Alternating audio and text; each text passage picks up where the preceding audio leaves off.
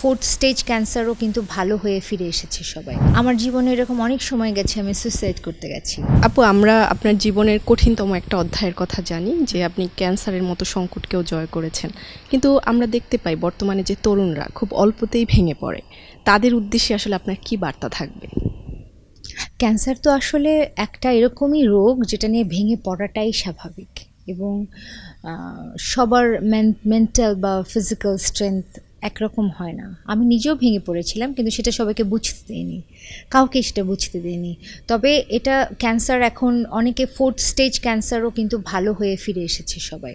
Cancer নিয়ে এখন আসলে অতটা ঘাবড়াবার কিছু নাই, অনেক উন্নত চিকিৎসা হয়েছে, যেটা সঠিক সময়ে ঠিকঠাক ট্রিটমেন্ট হলে সেটা কিওর হওয়া সম্ভব। আমার যেমন ব্রেস্ট ক্যান্সার হয়েছিল, আমাদের দেশের মেয়েরা যারা 22-23 বছর বা 25-এর পরে, সবার একটা করে আমার মনে হয় যে মেয়েদেরকে সতর্ক থাকা উচিত। আমরা যদি দেখি বাইরের দেশগুলোতে, কিন্তু ইউরোপিয়ান কান্ট্রিগুলোতে স্পেশালি 100 জনের মধ্যে 3টা মেয়ের ব্রেস্ট ক্যান্সার হয়। বাইরের দেশে প্রত্যেক 3 মাস অন্তর অন্তর কিন্তু মেয়েদের জন্য একটা করে স্ক্রিনিং থাকে, যেটা আমাদের দেশে নাই। আমার মনে হয় আমাদের মেয়েদের এই ব্যাপারগুলো সতর্ক থাকা উচিত, এবং নিজেদের পরীক্ষাটা নিজেরাই কিন্তু আমরা ঘরে বসে করতে পারি, যে আমাদের শরীরের কোথাও কোনো টিউমার ফিল হচ্ছে কিনা বা কিছু।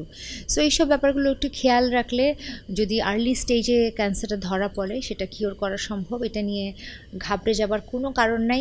হ্যাঁ, ক্যান্সারে কিন্তু আমাকে ডক্টর বারবার বলেছিল যে আপনি ওষুধ খাচ্ছেন, আপনার ট্রিটমেন্ট চলছে, বাট এটার থেকে যেটা আপনাকে সব থেকে বেশি কিওর করতে হেল্প করবে সেটা হচ্ছে আপনার মেন্টাল স্ট্রেংথ এবং আপনার হ্যাপিনেস। সো হ্যাপি থাকতে হবে, ভেঙে পড়া যাবে না, ভয় পাওয়া যাবে না। ওয়ালটন আবারও মিলিয়নিয়ার অফারে ওয়ালটন ফ্রিজ কিনে আপনিও হয়ে যেতে পারেন মিলিয়নিয়ার। ভেঙে পড়াটা আসলে আমরা বিভিন্ন বয়সে বিভিন্ন সময় হতে পারে। এটা যে আমার ক্ষেত্রেও হয়নি তা কিন্তু না। আমার জীবনে এরকম অনেক সময় গেছে আমি সুইসাইড করতে গেছি। স্পেশালি আমার যখন ক্যান্সারের ট্রিটমেন্ট চলছিল, আমি মেন্টালি এত ফ্রাস্ট্রেটেড, এত ডিপ্রেসড হয়ে পড়েছিলাম।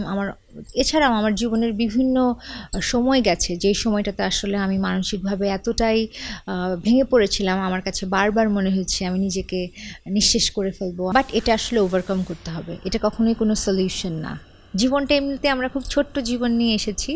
আমার মনে হয় এই যে পজিটিভ থিঙ্ক করার যে ব্যাপারটা, পজিটিভলি সব কিছু ভাবার যে ক্ষমতাটা, এটা আমাদের খুব বেশি থাকা জরুরি, যেটা আসলে আমাদেরকে আমাদের জীবনযাত্রাটাকে, প্রতিদিনের লাইফস্টাইল থাকে পজিটিভলি চলার জন্য ভীষণ পরিমাণ হেল্প করে।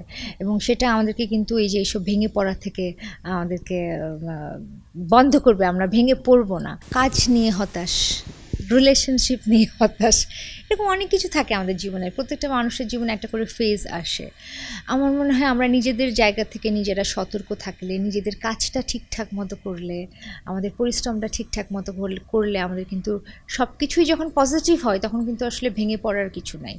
আর ওই যে বলছিলাম যে ছোট্ট একটা জীবন নিয়ে আমরা এসেছি, আমার মনে হয় প্রত্যেকটা সময়, যদিও বলতে অনেক সহজ, করাটা হয়তো বা অনেক কষ্ট, বাট ওই আমাদেরকে সেলফ মোটিভেটেড হওয়াটা ভীষণ জরুরি।